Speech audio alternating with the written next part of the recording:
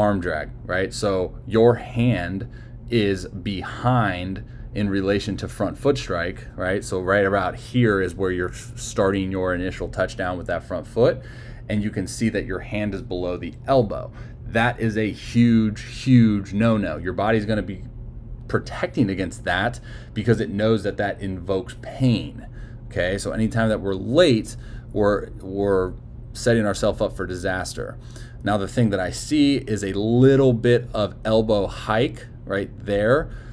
I kind of teach that there's no point in the delivery in which we should really get our elbow above our shoulder. I think it should stay in the plane or a little bit below the shoulder. Now I understand that there's a slot thing here, to the side, but that still doesn't.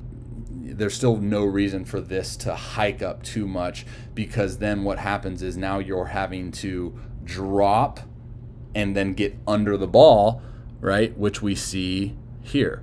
So see this elbow position go from up to then drop below the shoulder, and now we're pushing the ball into release rather than setting ourselves up, being early with the hand, keeping that elbow plane even, and then anchoring down with that front foot and having the ability to pull the arm through, right? So that is the biggest piece that I see within this delivery.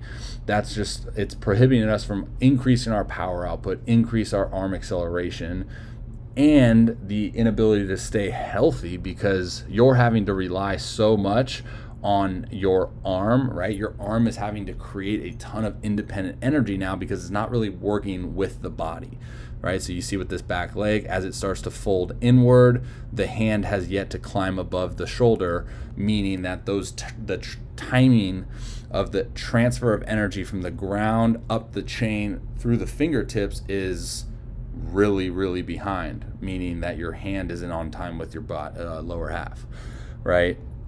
So we got to get that arm path fixed before we do anything, right? Because now we're pushing this ball into release, and we're also early launch, meaning at ball release, you'll see that your chest is behind the lead knee, which means you're lacking a ton of extension. We want extension.